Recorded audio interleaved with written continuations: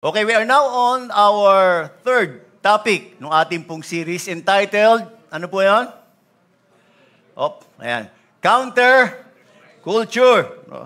Dito po, ang objective po ng ating pong series ay para as Christians ay maging aware po tayo na yung mga nakikita po natin ng mga values dito sa mundo ay hindi lamang daw po natin titignan at magpapa-influence, kundi ay magka-counter culture po tayo sa kanila at ipapakita po natin sa kanila yung tunay na dapat na culture na ipinapamuhay ng isang tao in accordance or rooted in the moral will of God. At alam ko po, nag-enjoy kayo doon sa ating series. Nag-enjoy po ba kayo? Amen. Mukhang hindi nag-enjoy, no? Nag-enjoy ba kayo? Of course, no?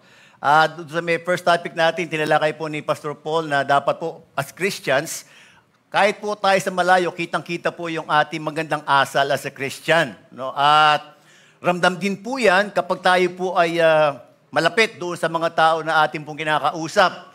At ang purpose po nito ay para na sa ganon, yung po mga tao na nakakakita sa ating good deeds at sa ating pong mga behavior, ay sila din po ay ma-attract sa ating Panginoon, makakilala din po sila. No? At magkaroon ng personal na relasyon sa ating Panginoon. Last Sunday naman po ay nakarinig ulit tayo ng isang magandang preaching, and it's about paano ba tayo magagalit ng hindi nagkakasala. No? And I'm sure na kayo po ay napagpala doon at marami po yata ang tinamaan, kaya lumabas po dito, ang dami mga bukol ng iba eh. No? At ang sabi po, tayo po kasi mga Christians, kinakailangan maging example po tayo in managing our anger.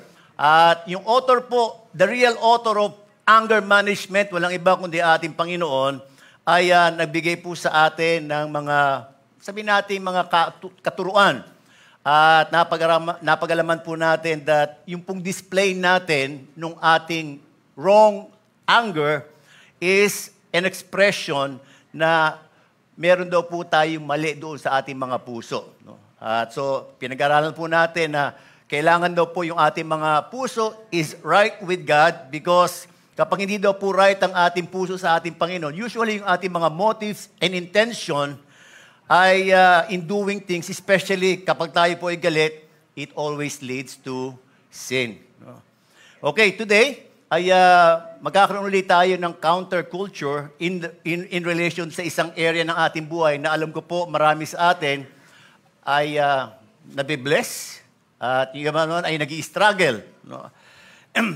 At gusto po natin na kung meron man tayong struggle dito sa area na ito, ay mai-align natin yung ating mga buhay sa ating pong Panginoon. But before that, ay gusto ko po muna kayong tanungin, kung si Pastor Paul po ay nagbigay sa inyo ng this or that. Ako naman po how do we want to be known by others? Ayan, So, pili po tayo. How do we want to be known? Tumatanggap ng blessing? O nagbibigay ng blessing? Tumatanggap ng blessing. Sino yung gusto tumanggap ng blessing? Ha? Okay. Sino yung gusto nagbibigay ng blessing? Siyempre, mas marami, no? Yung iba parang, parang wala rito, no? Hindi. Makisama naman kayo, no? Mag-participate naman kayo. Okay. Ano gusto nyo? Sad giver or glad giver? Siyempre, glad giver, di ba? Okay. Ano gusto nyo? Having enough or having more than enough? Siyempre, no? Having more than enough. Ano gusto nyo? One who saves money or one who invests money? Wala, hindi pwedeng both. Ha? Sino ito ang gusto mag-invest ng money palagi? Ay, konti lang. Si Kay lang. Ito, huling-huling tanong. Anong gusto niyo? Maging normal giver or generous giver? Siyempre, no? Kung titignan natin, siguro lahat kayo mag-agree sa akin na yung lahat ng nasa may right side ko, yun ang gusto nyo. Tama ba yun? Tuloy-uli doon, sabi gusto nyo maging generous giver. No?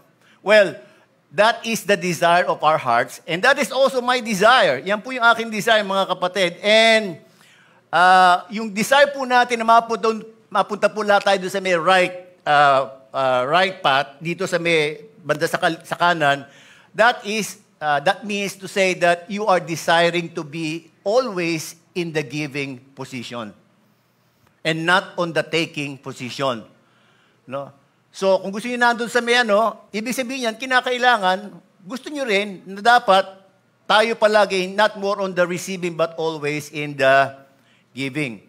I do believe, I don't know if you will agree with me, na ang sikreto daw po ng true blessedness ay hindi po doon sa may dami ng nakukuha natin o natatanggap natin, kundi sa dami ng ating naibibigay. Agree ba kayo doon? Ha? Naniniwala po ba kayo doon? The more that we give, the more na nagkakaroon tayo. Ha? Okay. Alam niyo po, mismo ang ating Panginoon nagsabi po nito that sabi po niya, it is more blessed to give than to receive, no? Mismong Panginoon po natin ang nagsabi niyan. Now, although sinabi po ng ating Panginoon to, mga kapatid, I do believe marami pa rin po mga tao ang struggle na gawin po itong sinasabi na pagbibigay. Hindi po nila makita kasi yung essence. Kasi sila, ang katwiran nila, kapag nagbigay ka, kawalan sa iyo yun Di ba? Kapag nagbigay ka, kawalan sa iyo. The more you give, the more we will have less. Yun po yung problema ng iba. At meron pang kasabihan yung iba na ang tao daw pong nagigipit. Alam mo yung kasabihan? Ang taong nagigipit? Hindi ko maintindihan. Ang taong nagigipit? Sa patali, mali po yun. Old saying na yun Ang taong nagigipit, pati bulsa lumiliit. Yun po yung katwiran ng iba Di ba? Now, kapag tinanong mo po yung mga tao kung bakit sila struggle sa pagbibigay, karamihan po ang sinasabi nila, I cannot afford to give. Bakit? Kasi meron lang akong enough, no? Minsan nga yung aking kita, yung aking yung natatanggap namin, kasyang-kasya nga lang sa amin di ba? Tapos kung babawasan ko pa, di lalo na kami nawalan. Of course, syempre, unahin ko muna yung pamilya ko, no? Alam mo, wala sa mga Christian, unahin ko muna yung pamilya ko bago ko bumibigay sa church. Diba? Kasi, yun naman ang tama. Hindi ba? Sabi kasi, priority natin, yung family natin. No? Well, hindi lang po kasi yung mga kapos sa pera ang may struggle sa pagbibigay. Would you believe that, pati po yung mga may kaya, may struggle din po sila sa pagbibigay? Naniniwala po ba kayo doon? At yun po yung usual statement na narinig natin Alam niyo po, ganun din po ako before kasi I never realized na kaya pala ako nag-struggle magbigay is because I have that spirit of poverty. Ano po ba yung spirit of poverty? Ito po yung mindset na natatakot ka na mawalan. Nag-worry ka at natatakot ka na mawalan. At alam nyo, hindi lang pala po yung mga taong kapos sa pera ang merong spirit of poverty. Even yung mga mayayaman, meron din silang spirit of poverty. Hindi sila makatulog kasi natatakot sila na baka mabawasan yung kanilang mga kayamanan. And so, maybe all of us has been there, no? Na meron tayong spirit of poverty at hindi po natin kayang maintindihan yung sinasabi na kapag nabibigay tayo, lalo tayong magkakaroon. No? Now, ako po ay takot ako na mawalan din. Kapag wala pong laman yung aking pitaka, parang takot po ako lumabas ng bahay during that time. At hindi ko alam, buti na lang naging Kristiyano po ako kasi nung naging Kristiyano ako, nalaman ko po itong mga salita ng Diyos na ito. And sabi ko nga, kaya siguro kung merong struggle sa finances ko kasi hindi pa rin ako convinced. Hindi pa rin ako masyadong naniniwala na sundin yung batas ng Diyos in matters of finances. Kasi po, kung meron pong batas tayo sa ating bansa, meron din po tayong batas ng Diyos And of course, bilang mga kingdom citizen, dapat daw po, ang sinusunod natin, yung batas ng Diyos. At kapag sinusunod daw po natin yon, meron tayong pagtitiwala na totoo yung sinasabi doon. And it's having faith in the Word of God. No? At alam niyo po, nakarinig po ako ng mga batas about finances. And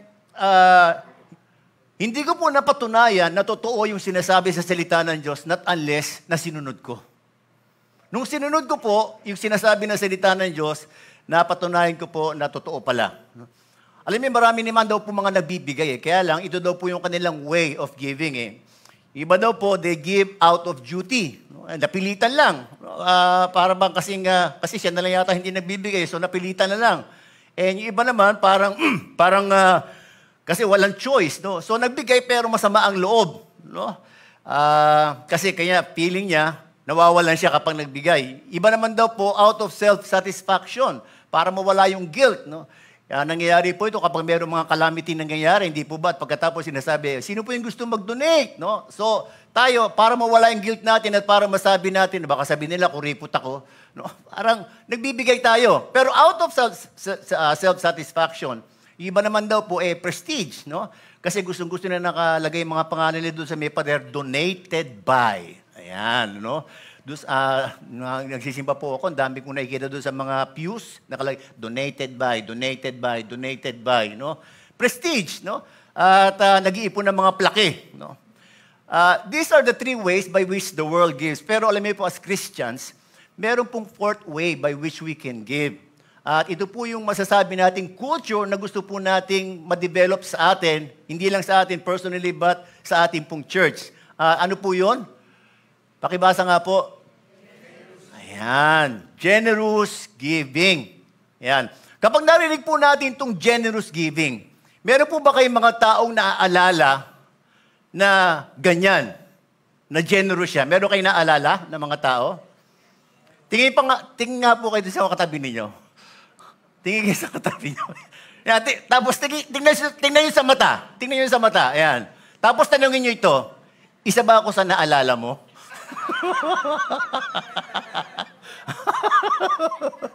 Ha?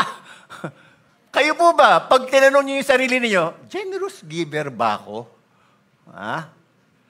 So, hindi ko alam kung ano magiging sagot natin, ano?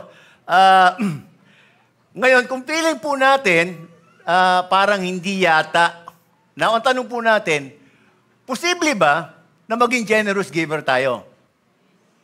Ha? Ayaw. Parang ayaw niya. Okay.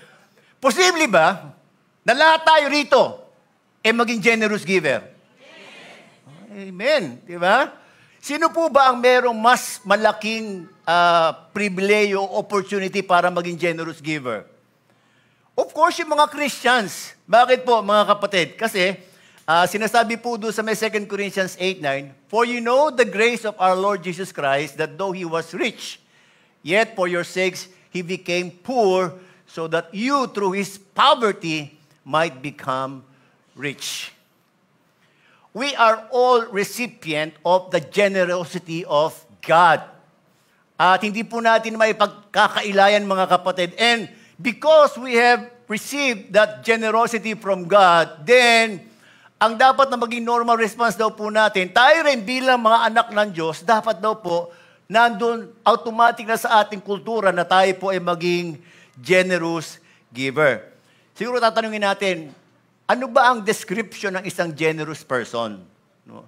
Yung generous person ba yung bang someone na masasabi nating palagi nagbo-blow out?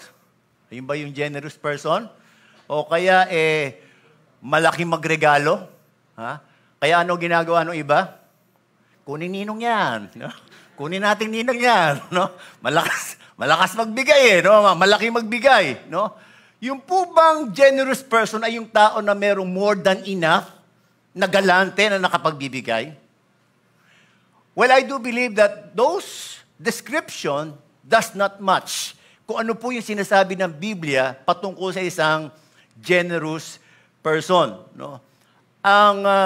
Allow me to define to you, to describe to you a generous person na ibabase po natin sa salita ng Diyos na babasahin po natin sa umagang ito. Lagay po dyan, pakibasa nga po, 1, 2, 3.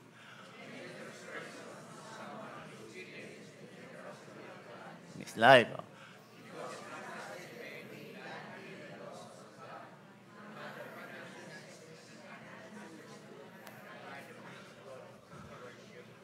Ayan. Muntik na tayo magkasabay-sabay, no? Ayan, okay. A generous person is someone who has experienced the generosity of God flowing in his life. No? Bakit? Kasi siya yung tao na hindi lang nagtitiwala, kundi sumusunod doon sa batas ng Diyos in matters of finances. At kapag daw po siya ay nagbibigay, ang ginagamit po niyang prinsipyo ay yung principle of stewardship. Ayan. So, bibigyan pa po natin ng mas malinaw na pag-aaral. At babasa po tayo doon sa ating pong text ngayon, yung main text natin, makuha po natin sa may 2 Corinthians 9, 6-9. Babasahin po natin yung mga ilang passage pa, no? After this, no? Sabi po rito, the point is this, whoever sows sparingly will also reap sparingly, and whoever sows bountifully will also reap bountifully. Each one must give as he has made up his mind, not reluctantly or under compulsion. For God loves a cheerful giver, and God is able to make all grace abound to you, so that having all sufficiency in all things at all times, you may abound in every good work. Manalangin po tayo. Panginoon, maraming salamat po sa mga talatang ito na alam namin bibigyan ng buhay mo, ng iyong banal na espiritu. At kami rin po na nakikinig, buksan mo po yung aming mga puso, Panginoon. Tanggalin mo po yung aming mga biases, Panginoon. Hayaan mo po na malaya na makapasok yung salita ng Diyos sa aming mga puso at mag-create ito, Panginoon, ng change if there is a need, Panginoon. Salamat po, ikaw ang kikilos sa aming kalagitnaan sa pangalan ni Jesus. Amen. Amen. So, konting background lamang po doon sa author, audience, and aim. No? Ang author po nito, walang iba kundi si Apostle Paul. At ang audience po niya rito ay yung mga Hudyo at mga Greek converts doon sa may Corinth. Corinth is a wealthy city. Commercial city po ito at masasabi natin na dahil nasa may sentro sila, nung trade, karamihan po ng mga tao rito ay mga mayayaman. Ang aim po, ang purpose po kung bakit sinulat ito ay isa pong aim is gusto po i-depend ni Pablo yung kanyang apostleship ministry doon sa mga Corinth kasi meron po mga false teacher na pumunta doon sa Corinth at hindi lamang po nagtuturo ng mga maling katuruan kundi they are attacking the reputation ni Pablo. Now, part of the letter, yung pong 2 Corinthians 8 and 9, ay ito po ay nagpapatungkol doon sa reminder ni Pablo doon sa mga taga-Korinto, doon sa kanila pong pangako, no, na pangako na sinabi kay Pablo patungkol sa kanilang tulong na ibibigay doon sa mga Judea. Yung Judea po, yung church in Judea is the main church or the sending church. Doon po nagpapastol yung mga genuine apostles. No? Sabi po doon sa 2 Corinthians 9:2, sabi niya, for I know your eagerness to help, and I have been boasting about it to the Macedonians, telling them that since last year, you in Achaia were ready to give. So last year pa, sinabi nila, gusto nila magbigay. Bakit ano po ba yung sitwasyon doon sa may Judea? Well, sa may Judea po ay yung main church nila, struggling daw po sa finances yung mga members ng church. Bakit? Karamihan daw po sa kanila ay mga jobless. No? Jobless po sila. Kasi ang main source daw po ng job pala doon is yung work sa may temple that is being run by the Sadducees. At yung mga Sadducees are the most powerful aristocratic people in Judea during that time. At yung mga Sadducees po mga kapatid, hindi po sila naniniwala sa resurrection ng Christ. And so, because of these Christians, because they believe, at yun ang kanilang pinapangaral, yung resurrection ng ating Panginoon, marami po sa kanila na wala ng trabaho. And so, jobless po sila, and nagkaroon pa po ng prophecy na magkakaroon ng famine doon. It was prophesied by Agabus. So, nagkapatong-patong na po. So, nagkaroon po sila ng financial struggle. So, nagkaroon po ng rally, itong si Pablo at ibang mga disciples, apostles, na magbigay po sila ng tulong pinansyal doon sa may Judea. No?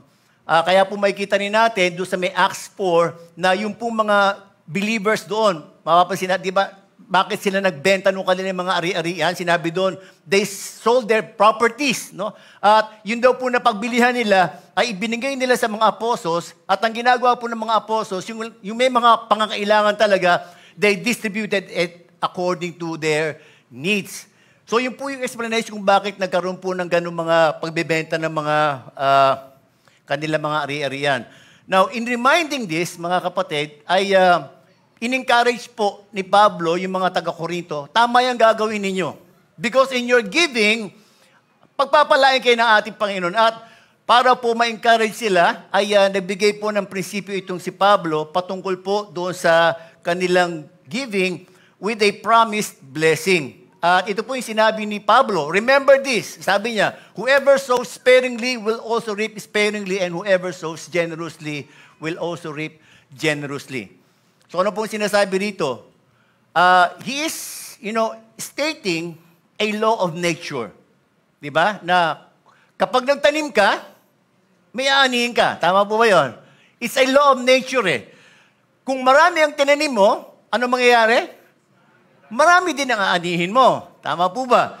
Now, it's not only a physical law of nature, but it's also a spiritual law of nature. And that is how giving works. Na kapag nagtanim ka, pag nagbigay ka, hindi po pwedeng walang babalik sa'yo. Yun po yung sinasabi ni Pablo. No? Siyempre, kapag gusto mong umani ng pera, ano yung tatanim mo? Prayer. Di ba? Dapat prayer. Di ba? Tama ba? Ha? Pag gusto mo umani ng pera, dapat ang itatanim mo, service sa Panginoon. Tama ba yun? Hindi. Kung ano tinanim mo, kung pera ang gusto mong anihin, dapat ang itatanim mo, pera din. Di ba? Ang lagi naman, tatanim ka ng santol, biglang mamumunga ng ubas. Imposible naman yun, di ba? So, hindi po ganun yun. So, sowing bountifully, you will reap bountifully also. No? And there are many passages that supports ito pong tinatawag nating giving. Ilan lamang po ito, no? Isa doon sa may Proverbs 11:24-25. Sabi dito, one man gives freely, yet gains even more. Another withholds unduly, but comes to poverty. A generous man will prosper. He who refreshes others will himself be refreshed. Sabi sa may Proverbs 3:9-10, honor the Lord with your wealth, no? Yung pagbibigay sa Panginoon. With the first fruits of all your crops, then your barns will be filled to what? Overflowing. And your vats will brim over with new wine. So, yun po ang sinasabi, no? Kapag nagbigay tayo, especially sa gawain ng Diyos, yung balik daw po sa atin, nung ipitininim natin, ay malaki, no? Now, pero alam natin lahat, doon sa may physical law of nature ng sowing and reaping, of course, yung mga farmers, bago sila magtanim ng buto nila, anong kinoconsider nila? Of course, the soil, di ba? Meron bang isang farmer na magtatanim ng buto doon sa may tabing daan? Ha? At sasabihin niya, aani ako ng marami dito, magtatanim ako sa may tabing daan. No? Hindi, di ba? Magtatanim ka saan? Good ground. Sa matabang lupa, di ba? Doon tayo magtatanim. And of course, right timing din. Di ba? Tamang season. And pag pinag-usapan po natin sa spiritual giving, ganun din daw po. Dapat kung magtatanim daw po tayo, no, kinakailangan ang tataniman natin na tao, matabang lupa. Okay? At kung sabi nga, yung season naman daw po, kung kailan, kinakailangan directed by God. Yun po yung right timing. Dapat ang Diyos ang nagsasabi sa atin kung kanino at kung kailan tayo magtatanim. No? So, indirectly, sinasabi po ni Pablo dito na ang pagbibigay sa gawain ng Diyos o manggagawa ng Diyos ay pagtatanim sa matabang lupa. What are other grounds, good grounds na po pwede natin makonsider na sinasabi po doon sa Bible? Alam niyo po ba na mga good grounds din ng mga parents natin? Mga parents, naniniwala ba kayo doon? Yes, of course. Kapag po nagbibigay tayo sa mga parents natin, when we're giving to the poor and needy na talaga nangangailangan, matabang lupa po yan, mga kapatid. Yung mga gawain sa Panginoon, yung mga gawain ng Diyos sa mga iglesia, magandang taniman din po yan. Halimbawa, nagkaroon ng pledge. Halimbawa, yan, meron tayong yung pledge sa mga Win Kids, di ba? Mga masatabang lupa po yan na pwede natin pagtamnan ng ating mga pera. No? Now, before we dive into a more detailed way, gusto ko lamang po ipaalam sa atin na itong pinag-uusapan po natin ay about giving. Giving and not tithing. Ito yung tithing kasi Yung giving na sinasabi ko po dito is giving beyond the tithes. Because tithing is not giving. Tithing is returning. Returning what belongs to God.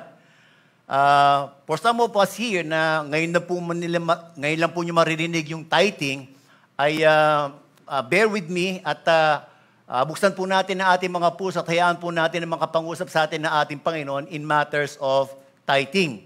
Yung tithing po kasi is a lasting ordinance ng ating Panginoon na ibinibigay sa kanya mga pinili, sa kanya mga tao, sa mga naniniwala sa kanya, sa mga nagtitiwala sa kanya, at tinahamon po niya yung mga nagtitiwala sa kanya na pagtiwalaan na ibalik.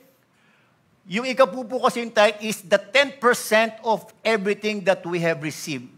10% from the financial provision that we have received from God. No? Sabi po doon sa may Leviticus 27:30, a tithe of everything from the land, whether grain from the soil or fruit from the trees, belongs to the Lord. It is holy to the Lord and it belongs to Him. So ito po, ordinance ng Diyos ito eh. No? Marami po nagsasabi, ang tithes kasi hindi na dapat natin sinusunod yan kasi ano yan eh, under the law yan, we're not under the law. Alam niyo po ba na ang tithes ay in-apply at in-exercise ni Abraham even before the law? And this is a lasting ordinance na kapag daw po naniwala tayo rito, kasi meron pong sinasabi ang Panginoon eh, doon sa, returning and entrusting the 10% from the financial blessing we receive is an expression of our total trust in God that He will not only provide all our needs from the remaining 90%, but He will also protect it from the devourers of finances. Alam niyo po ba na meron mga devourers yung ating mga finances? Yung aking pong kapatid, nung hindi pa po siya talagang sabihin nating mature sa kanyang pananampalataya, hindi po siya nagtatize. Napapansin po niya yung kanyang mga anak, buwan-buwan, dinadala sa hospital. Parang di na matapos-tapos. Naririnig niya na sa akin yung tithes. Sabi ko, why don't you try God? No? Kasi ang sinasabi ng ating Panginoon sa Malakay 3:10, you bring the whole tithe eh. At meron sinabi rito Panginoon, test me in this. Subukan mo ako. Alam niyo po ba, marami po sa mga Bible passage sinasabi, do not put the Lord into the test. Pero dito lamang po sa tithing, nagsabi ang Panginoon, subukan mo ako dito. Pag hindi ko kayo pinagpala at pag hindi ko pinotektahan yung mga devourers ng finances ninyo. Alam niyo po ba, minsan kapag hindi daw po tayo, sabihin natin nagkakaroon ng struggle din sa finances because maybe we have not tried. We have not tried yung sinabi ng ating Panginoon. Yung kapatid ko po, nung sinabi ko sa kanya about the tithes, sige, sabi niya, magmula ngayon magta-tithes na ako. No? Kasi ang laki po ng ginagastos nila doon sa mga pagpapospital ng kanyang anak eh. Alam mo po na nag-umpisa siya mag-tithes, hindi na nagkasakit yung mga anak niya. Para nagdahilan lang. Sabi nga niya, Kuya Mer, hindi ako nagtataka ako, bakit ganun eh? Dati-rati, buwan-buwan, nagkakasakit, pero nag-tithes ako, hindi na sila nagkasakit. So yung binabayad sa may ospital, nasave pa nila. No? So yun, test me on this. No? Alam niyo po, based on my experience, ito po yung acid test eh. Acid test po ito para po tayo makakawala doon sa struggle natin sa pagbibigay at para ma-deliver po tayo doon sa tinatawag natin kaninang spirit of poverty. Ayan. Yung takot mawalan. And we need to realize, na yung pong 10% na yan ay it does not belong to us, but it belongs to God. Now, hindi ko rin po siya naintindihan ng gusto at hindi ko po naranasin katotohanan ng pangako, not until I obeyed it. So, umpisa po medyo mahirap eh. And of course, kapag maliit lamang po, halimbawa, 100 pesos, 10 pesos lang. Pag maliit lang itatize mo, ang dali lang eh, di ba? Pero pag malaki na itatize mo, naku, parang medyo mahirap na, no? Now, lately lamang po ay nagkaroon ako ng experience dyan eh, no? Alam niyo naman po yung story ng aming, nung meron kami, binili naming bahay, no? At we have to come up with a amount, no? At para po makatulong doon sa pag-come up ko ng amount, ay kinuha ko na po yung aking retirement at kinuha ko na din po yung aking lump sum sa SS, pati yung lump sum ng aking wife. Nakabuo po kami ng 1.2 million. No? Kailangan ko po kasi, 3 million eh. So, nakakuha po ako ng 1.2 million. No? Now, pag kinuwenta mo yung 1.2 million, magkano 10% nun? 120,000. Okay? Siyempre, mag-iisip ka, no? Lord, maintindihan mo naman siguro ko.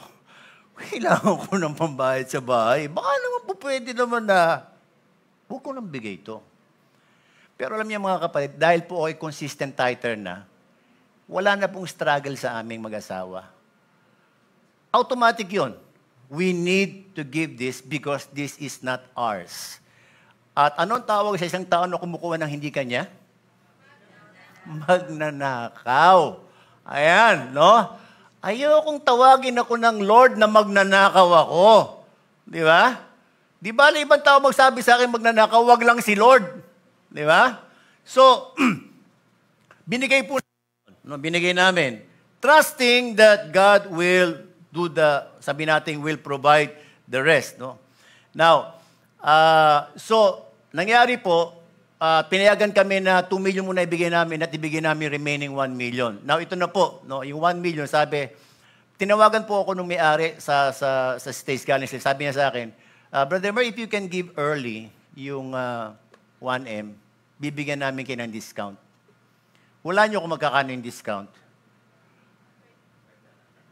120.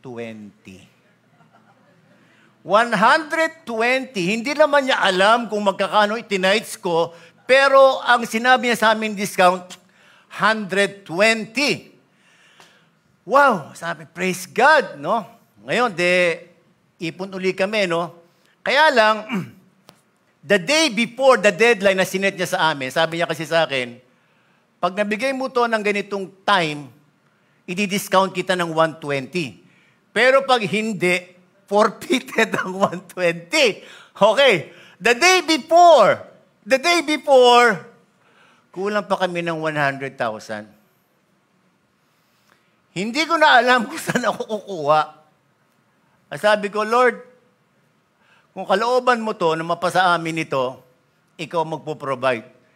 Hindi ako mag-i-struggle, hindi ako mag-aalala, I will fully trust in you. The day before na dumating yung bayaran, meron po nag-invite sa amin na mag-dinner sa kanila. No? Nung nagpunta na po kami doon, sabi niya sa amin, alam mo po, Pastor, sabi niya, ayaw po namin na dumaan yung time na nangangailangan kayo na hindi kami maging part nung pagbabayad nyo na yan. So we are continually praying to God. Sabi niya, nagpe-pray kami sa ating Panginoon na bigyan kami ng provision para makapagbigay kami. Actually, nung last week pa ito, sabi sa amin, last week pa pala, no? Pero ito, sabi niya, maliit lang po ito, Pastor, pero I'm sure makakatulong po sa inyo ito. Gusto ko tanungin, magkano? Siya na po nagsabi, bibigay po kami ng 100,000. Naku, sabi ko. Sabi niya, hindi po ito hiram, Pastor. Bigay ito. Bigay namin sa ito kasi alam namin na kapag kami nagpala sa tao ng Diyos, pagpapalain kami pabalik. Alam mo, shock ako, wala akong nasabi. At ang sabi ko na lang sa kanya, alam mo, para kang Coke na naging tao eh. Kasi saktong-sakto ka. Sabi ko, alam mo ba na ang kulang na lang namin, 100,000. At pag hindi namin na-produce ito, bukas, forfeited yung 120 discount. No? Pwede mapalakpakan natin ng Panginoon.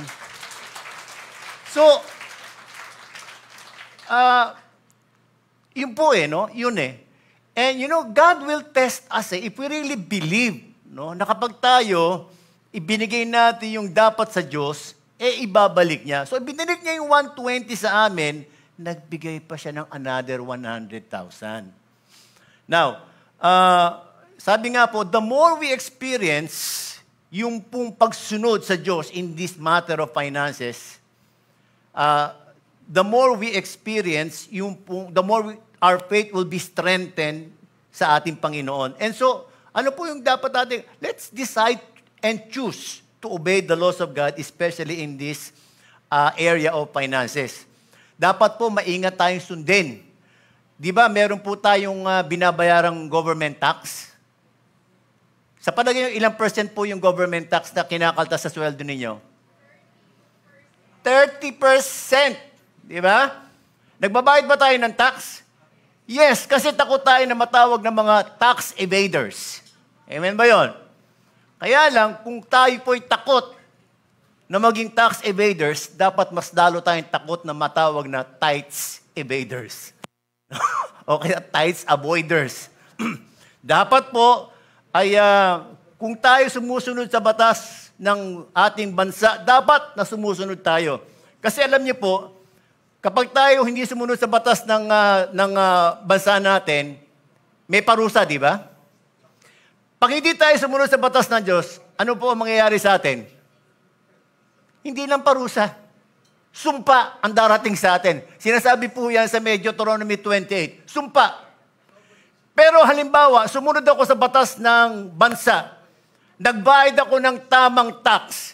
May reward ba ako? Wala. Pero pag sumunod ako sa batas ng Diyos in matters of tithes, may reward ba? May reward.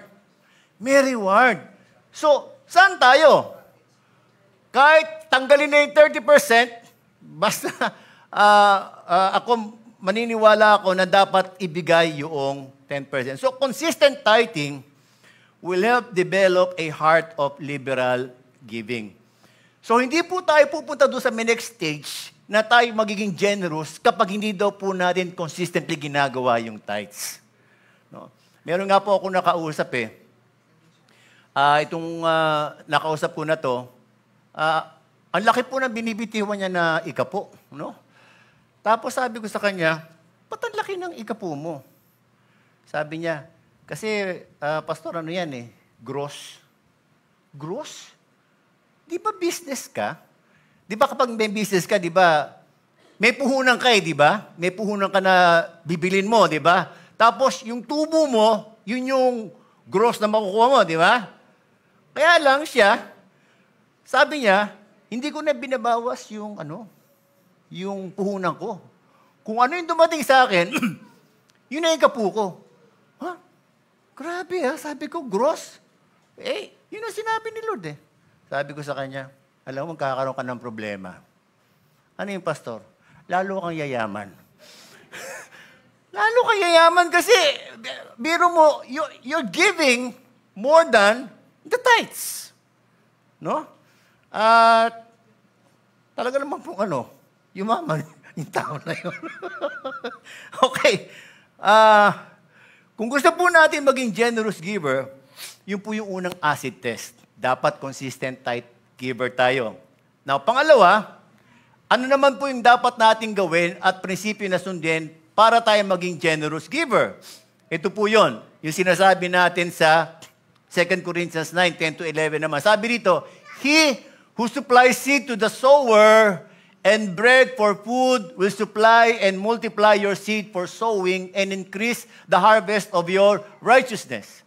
You will be enriched in every way for all your generosity, which through us will produce thanksgiving to God.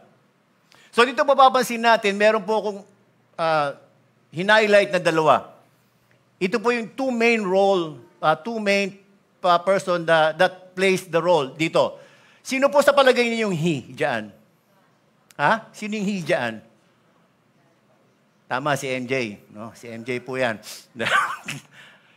Yung he diyan, ang ating Diyos. It's God. It's God. Sino po yung sower? Tayo. So ano po yung role? So meron tayo diyang supplier at saka sower. No? So, pag pinag-usapan po natin generous giving, dapat daw po, ayan, makita natin na meron pong supplier at saka sower. Ano po ang ginagawa ng supplier? And who is the supplier? God is the supplier. Ano po ang sinusupply ng Diyos sa atin? He supplies the seed na pambibigay natin and of course, the bread that we need. So He supplies our seed and our needs. No? Ang Diyos po ang nagsusupply niyan, mga kapatid. So, ibig sabihin, besides yung ating mga pangangailangan, nagbibigay po ang Diyos sa atin ng seed na ipangtatanim natin.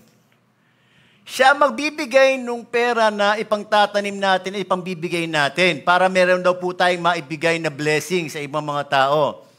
And ito po yung dapat nating ma-realize pag pinag-usapan po nating stewardship. Ano po ito? Ang stewardship po, ang principle, dapat ma-realize natin na nothing that we have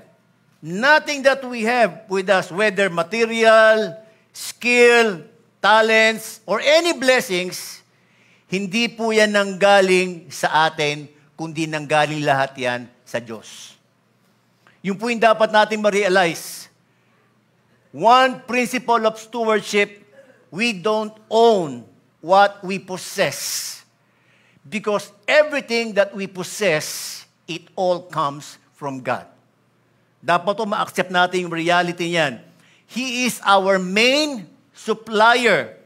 Everything comes from Him. At wala daw po tayong pwedeng sabihin na galing sa pawis ko, galing sa pinagpaguran ko. No? So, kung magkakaroon daw man tayo ng pera, o sabihin natin, blessings na ibibigay natin sa ibang tao, hindi po yan galing sa pinagpawisan natin. Hindi yan galing sa pinagpaguran natin. Hindi yan galing sa pinagtrabahuhan natin. Galing po yan sa Diyos. Can we accept that? Kaya po ba natin tanggapin yan? Sa iba po medyo mahirap, no? So ano po ang gagawin natin? We will just sow the seed. So, magtatanim ka lang, pero yung ipangtatanim mo, hindi galing sa'yo, galing sa Diyos. At alam nyo, this is one breakthrough that I praise God for. Kasi po yung maintindihan lamang po natin na yung ating itatanim ay hindi galing sa ating sarili at hindi ako yung supplier ng needs ng sino man na gusto kong bigyan o pagtaniman. Very enlightening po ito. Very enlightening yan. And realizing that, magiging magaan po yung bigay natin, no, sa mga tao. At kinakailangan po, wag lamang daw po natin na isipin na kapag tayo nakapagbibigay sa tao, tayo na po yung main supplier. No. We're not and we cannot be the main supplier of the needs of other people. We are just instruments of God, the main supplier, para mapagpala po natin yung mga tao na nangangailangan. Alam niyo po, na-apply ko po yan many years ago, no? When God spoke to me, nung nakatanggap po ako ng pagpapala, no? Di ba kapag nakakatanggap tayo ng pagpapala, anong una natin sinasabi? Praise God! Hallelujah! Praise God! Di ba ganun, ha? Habang tuwan-tuwa pa ako nung tumanggap ako ng blessing, biglang sinabi sa akin ni Lord, hindi lahat yan para sa'yo. Ha? Hindi yan lahat para sa'yo. Kailangan matuto ka magtanim. No? Alam ko naman galing sa Diyos yun. Ano? Hindi naman pwede manggaling kay Satanas yun. Ano? So sabi ko, alam nyo, yung spirit of generosity, it starts from the heart eh. Sabi ko sa Lord, sige po Lord. Sige po Lord. Kanino? Saan? Yan, ganoon po. No, so, nung nag-yes po ako sa Panginoon, alam nyo, itetest kayo ng Panginoon pag nag-yes kayo sa Kanya.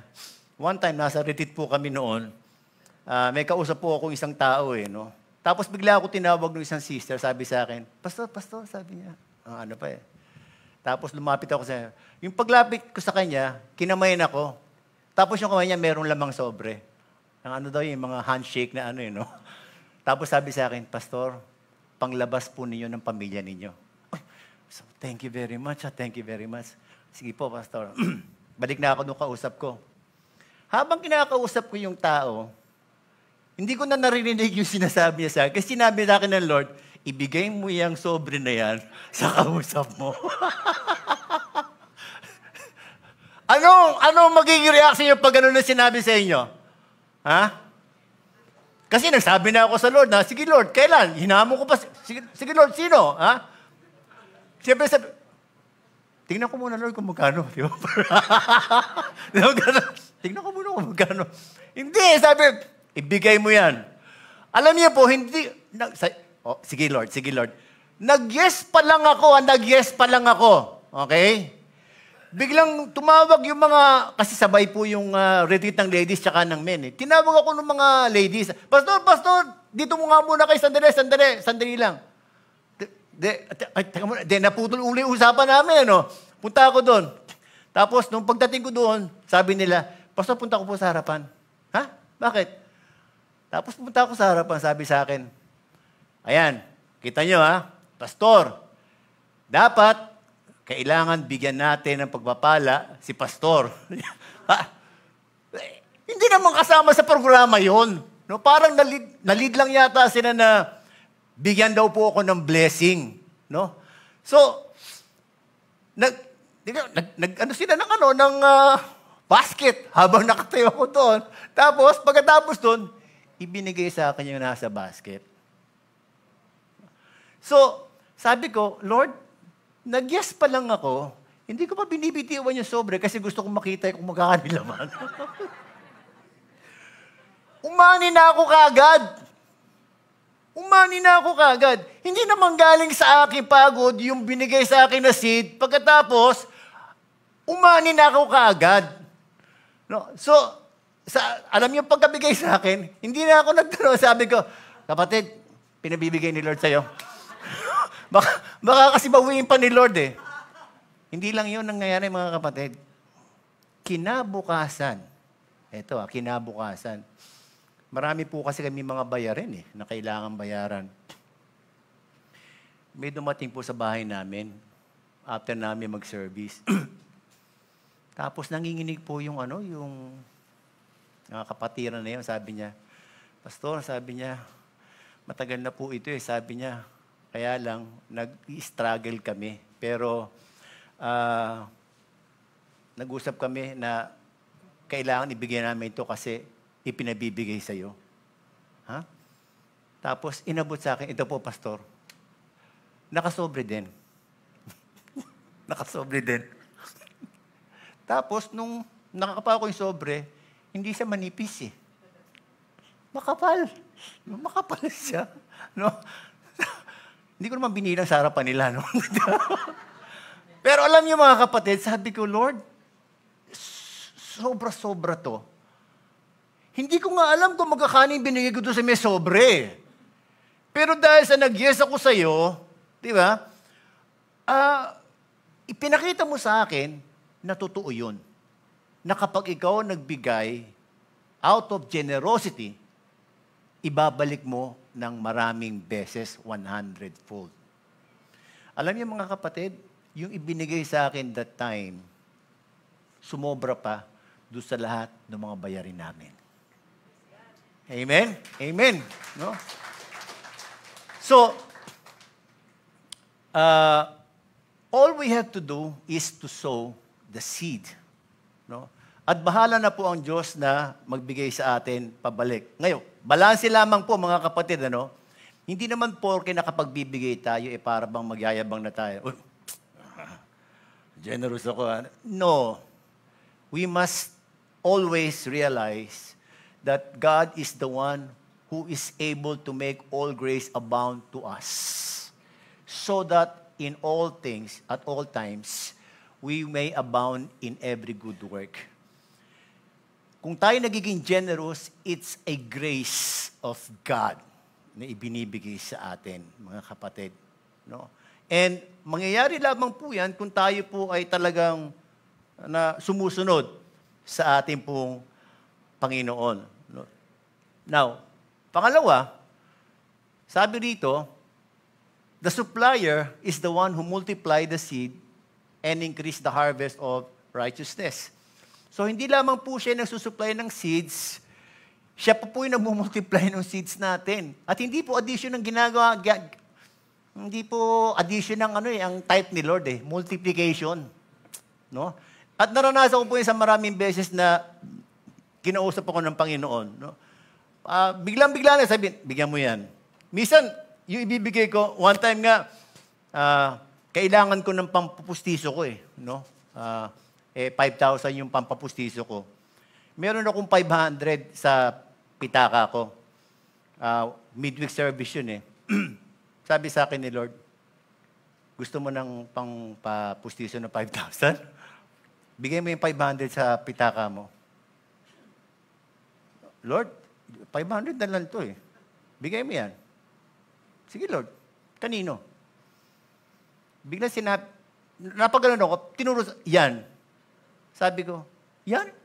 Sabi ko, okay naman yan, bigay naman yan. Bakit dyan, Lord? Diba? Minsan ganun di ba? May sasabihin si Lord sa atin, hindi tayo dapat na magdedetermine. Ay, hindi ko bibigyan yan, tamad yan Ay, hindi ko bibigyan yan kasi hindi. Huwag tayong mamimili. Hindi tayo magde-decide kung sino bibigyan natin. No? So, sige Lord, bibigyan ko. So, nagkaroon ng time na nagkamayan. Kamayan, di ba? Meron ganun pagkatapos na praise and worship Nilabas ko na 500 ko. No? Pag kamay ko doon sa kapatid natin, sabi ko, kapatid, pinabibigyan ng Panginoon Nakatakip yung kamay niya. Ba't nakatakip yung kamay mo?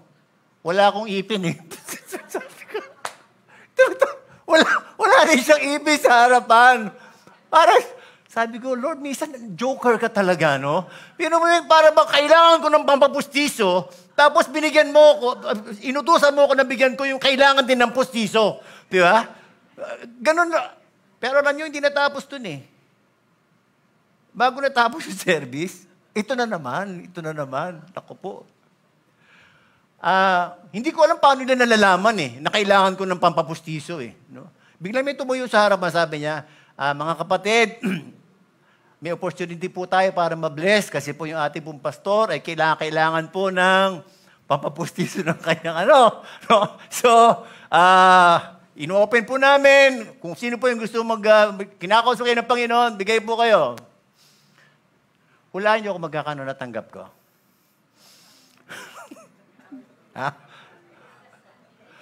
5,050. Okay. Ang Diyos, mga kapatid, hindi siya magkukulang Hindi siya magsisinungaling. Ang kinakailangan lang, pag tinutusan tayo ng Diyos, sundin nyo kagad. Huwag nyo i-delay. At huwag kayo magtatanong, Lord, ikaw ba yan? Lord, ikaw ba yan? Pag po nakarinig kayo at sinabi sa Lord, sige po, gusto ko pong magtanim. Tulungan mo ako, Panginoon, tulungan mo ako kung kanino ako magtatanim. Kailangan po, bukas yung tenga natin. No?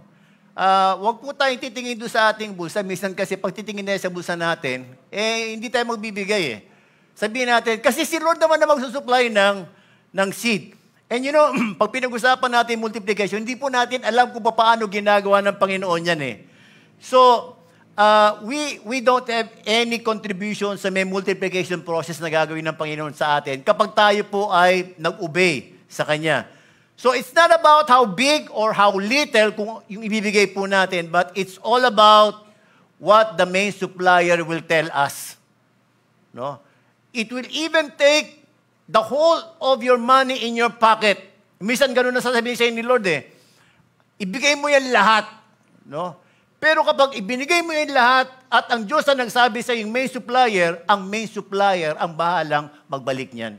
And we will not be able to experience that kung hindi natin susundin ang ating Panginoon. Tama po ba? Now, He will not only multiply our seeds, but it will also increase the harvest of our righteousness. Ano po ibig sabihin nito? Hindi lang po tayo aanin ng finances. It will add doon po sa ating treasures in heaven. No? Sabi nga sa Matthew 6:20, store up for yourselves treasures in heaven where moth and rust do not destroy and where thieves do not break in and steal. Kapag tayo daw po ay gumawa ng service na yan, no, na tayo po ay naging sisidlan ng pangangailangan ng tao, tinatandaan po ng Diyos yan. Naka-account po yan sa heaven. Nakalista yan. Yung mga good works na yan, yung acts of righteousness na yan, mga kapatid. No? And you know, ano po yung may experience natin kapag tayo po ay naisagawa natin, pinapagawa ng ating Panginoon? You know, we will experience a deep seed of joy. Makakaranas ka ng ano ng hindi mo maintindihan na joy, no? And yun po yung experience na ipinangako ng Panginoon na mararanasan po natin. Bukod sa, you know, yung bang babalik sa iyo yung ipinagkaloob mo, makaka-receive po tayo na tinatawag nating deep seed of joy. Bakit po? Kasi po yung gagawin natin will not only supply the needs, no? Ayan, yan po. Tatanggap lang po tayo eh. Ang mangyayari po, we will not only supply the needs of other people, pero sabi diyan, we will also be enriched in every way for your generosity, which through us will produce thanksgiving to God. Kaya masarap sa pakiramdam kasi, yung pong ginawa natin, no, ay magpo-produce po daw yan ng pasasalamat sa mga taong binigyan natin. Kaya nga po, importante na kapag ibibigay po natin, itatanim natin doon sa mga taong sinabihan na, sa atin ng ating Panginoon, huwag niyo kakalimutan yung magic word, ipinabibigay ng Panginoon sa iyo. Para hindi po sila titingin sa atin. Kasi kapag halimbawa, hindi natin sinabi yung magic word na yan, yung mga tao na binigyan natin, sa atin po titingin yan. At ang tingin na nila sa atin, tayo ang main supplier nila. Kaya ano mangyayari? Hindi ka nila tatantanan. No? Sabi, sino ba yung si Mike Enriquez? Hindi kita tatantanan. Ikaw pupuntahan yan. At kapag gano'n na nangyari, kapatid, mauubusan ka. Mauubusan tayo kasi yung resources natin, limited. Pero kapag itinuro mo siya sa Diyos, sinabi mo kagad sa Kanya, galing sa Panginoon yan, pinadaan lang sa akin. Titingin siya sa Panginoon at magpapasalamat siya sa ating Panginoon. At ano po nagiging response ng mga taong nabigyan na alam nila ang Diyos na nabigay? Pasasalamatan nila ang ating Panginoon at ang gagawin nila, ipapanalangin nila yung nagbigay. Yun po yung nagiging response ko kapag gano'n na sinabi sa akin, pinabibigay ni Lord. Yung nabigay sa akin ng 100,000, sabi sa, alam niyo, pag pinagpipray ko yung mga tao na yun, Lord, pagpalain mo po sila, lalo. No? At ang sarap po halimbawa, maramdaman, marinig na may mga tao na nananalangin sa'yo. Kasi ginamit ka ng Diyos para punuan yung kanilang pangangailangan. Diba? Yung panalangin po nun talagang very effective. So, in totality mga kapatid, saan kayo makakakita ng ganyan? Si Lord lang merong ganyan. Di ba? Siya na yung magbibigay ng needs mo. Siya na yung magbibigay ng seeds na itatanim mo. Pagkatapos, pagdating ng anihan, ikaw lang ang aani. Hindi kasama, hindi kahati ang Diyos. Di ba? Sino may ayaw niyan? Sige, taas ang kamay. Sino po may ayaw niyan? Sino may gusto nun? Taas ang kamay. Ayaw niyo rin? Sino yung gusto na bigyan tayo ng seeds ni Lord pagkatapos gamitin niya tayo na itanim yung seeds na yan? At kayo po ang aani nung seeds na tinanim nyo na hindi naman galing sa inyo yung seeds. Sino po ang gusto nun? Aani ng hindi kanya. Hindi kanya yung seeds galing. Bahala kayo, ayaw nyo. Sige, yung hindi nagtaas, hindi kayo aani. Pero alam natin lahat, hindi po mangyayari yan kung hindi po tayo una sa lahat susunod sa sinasabi ng ating Panginoon. Una sa lahat, mga kapatid, yung pong ating pagbibigay ng ikapo. Kasi consistent tithing will lead us to liberal giving. Yun po yun, mga kapatid. So, ano po sa palagay ninyo ang magiging response ng isang tao na nakaranas ng ganong generosity ng ating Panginoon? Hindi ikaw ang nagtanim, tapos ikaw yung umani. Anong mararamdaman natin, mga kapatid? So, sobrang thankful ka sa Lord, di ba? And so, I can say that our generosity will only be an outflow of our experience of God's generosity. Tama po ba yun, mga kapatid? And so, generosity does not depend on what you have or what you don't have. At hindi porke more than enough yung pera mo, ikaw na yung pinaka-generous person. No. A generous person is someone na masasabi natin naka-experience ng God's generosity at yung kanyang pagbibigay is only an outflow of his experience of God's generosity. Amen po ba yun?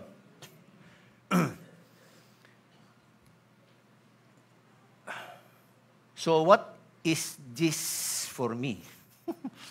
No? Ito po yung choice natin. Pinakita ko sa inyo kanina. Ano po yung pinili natin? Yung nasa left side ko o yung nasa right side ko? Of course, ang pipiliin natin yung nasa right side natin. Tama po ba? Now, I'm telling you, na kapag yan po ang pinili natin, yan po yung pinurso natin, we're not pursuing material things. But we're pursuing God. Because being able to receive that, nagbibigay ng blessing, glad giver, having more than enough, one who invests money, generous giver, lahat po yan mapupunta sa atin kung tayo po ay sumusunod sa Diyos. If we gladly obey, if we gladly trust God, yung sa lahat ng sinasabi niya, yan po lahat mapupunta sa atin. Now, gusto ko pong sabihin sa atin na yung pong having more than enough ay hindi natin dapat i-pursue. Kasi baka sabihin natin, kapag marami na ako, magiging blessing na ako, makapagbibigay na ako ng blessing. Hindi po ganun yun, mga kapatid. That's not the way God wants it to be. No? Na kung kailan ako marami, tsaka ako magbibigay. Hindi. Huwag nyo nang hintayin na magkaroon kayo ng more than enough kasi that's not the formula. The formula is ito. Maging generous giver tayo, kahit na ano po yung nandiyan sa atin. Magtiwala tayo na kapag tayo sinabihan ng ating Panginoon, tayo halimbawa, consistent tayo sa tithe giving natin, ibibigay ni Lord yung mga pangangailangan natin eh. Pagkatapos, kapag binigyan tayo ng blessing, ilagay natin sa isipan natin, Lord, lahat ng tinatanggap ko hindi akin eh. At gusto ko, Panginoon, na maging sisidlan mo ako ng pagiging generous mo. Maging handa tayo na magbigay kahit wala po tayo nung marami, nung more than enough. Kasi kapag naging generous giver daw po tayo, ito po yung magiging daan para magkaroon tayo ng more than enough. If we will become generous giver, that will be the way to become a person who has more than enough. Now, ako po, wala pa po ko dyan sa more than enough. Kasi hindi naman po yan depende sa Diyos eh. Depende yan sa atin. Gaano ka kadalas na maging generous? Sabi nga, gaano kadalas ang minsan? Sabi ko nga kanina, hindi yan depende sa kung ano yung meron ka eh. Depende po yan sa pagtitiwala mo at sa pag-obey mo sa Diyos eh. And the more we do that, the more we become instruments, no, of sabihin natin supplying the needs of other people, the more that we will experience more than enough. Amen? Tayo po tayong lahat.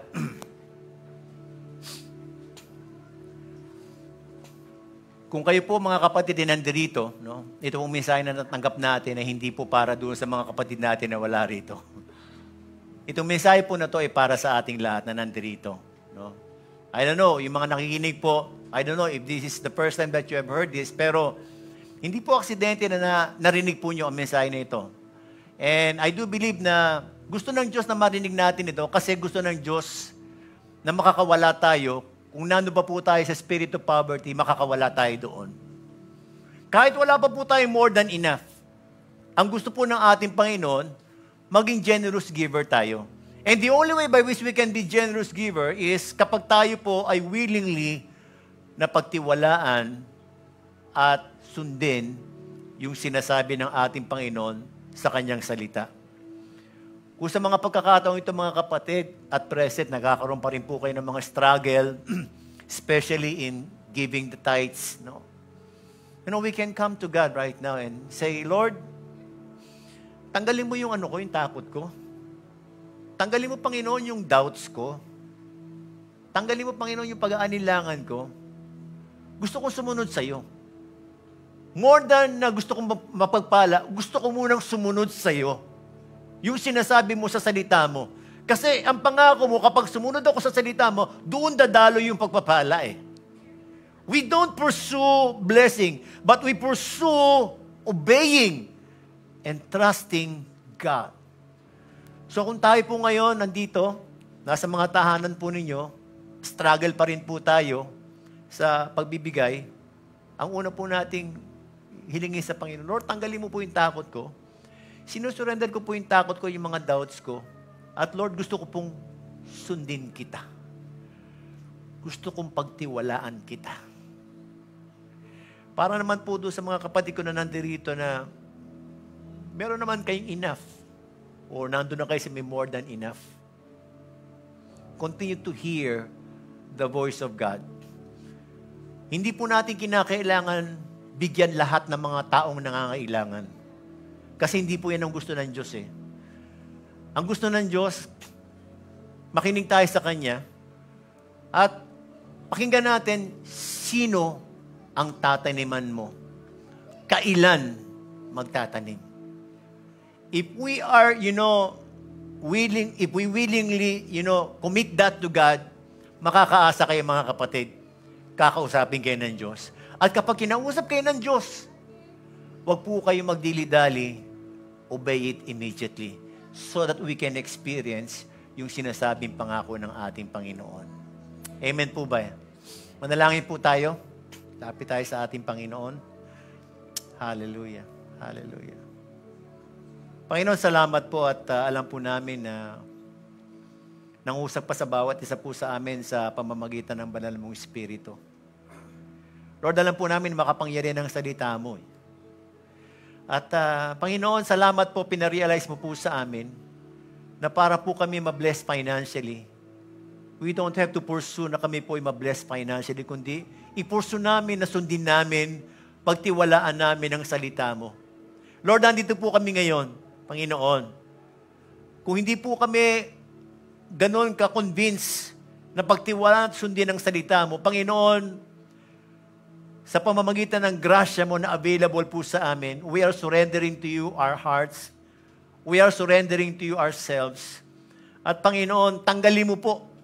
Sinusurrender po namin anumang mga doubts, anumang mga pagkatakot dito, Panginoon. We cast out the spirit of poverty in us in the name of Jesus. At dalangin po namin, Panginoon, ikaw po yung magpuno sa amin. Lord, hayaan mo po na magkaroon kami ng malakas na konbiksyon na pagtiwalaan at sundin ang sinasabi mo, Panginoon, at all cost. Panginoon, as we experience, Panginoon, yung pong pagpapala mo sa pagsunod namin sa salita mo, dalangin po namin, Panginoon, na gamitin mo po kami. Gamitin mo po kaming sisidlan ng iyong generosity sa ibang mga taong nangangailangan. Lord, alam po namin marami mga taong nangangailangan, pero Panginoon, Lord, i-point mo kami doon sa mga nais mo na magamit mo kami na para bigyan po namin ng mga pangangailangan nila. Mangusap ka po sa amin. Buksan mo po yung aming mga tenga, Panginoon. At Lord, Gawin mo po kaming anak mo na gladly susunod, Panginoon, sa iyo. Susunod. At Lord, hayaan mo po that as we experience, Panginoon, the joy of this service of generosity, tulungan mo po kami, Panginoon, na lalo pa na gawin po namin ito at all times. You have said in your word that we will become generous more and more. At kung magkakaroon kami ng mga occasions, Panginoon, na kami po ay dapat na maging generous pa, Lord, we will do that for your glory, for your greater glory. Salamat po, Panginoon. At I declare your blessing, Panginoon, sa lahat ng mga anak mo na nandito. I declare yung grace mo abounding sa kanila, the grace of giving, Panginoon. Ipagkaloob mo po sa bawat isa po sa amin dito. Sa pangalan ni Jesus. Amen. Amen.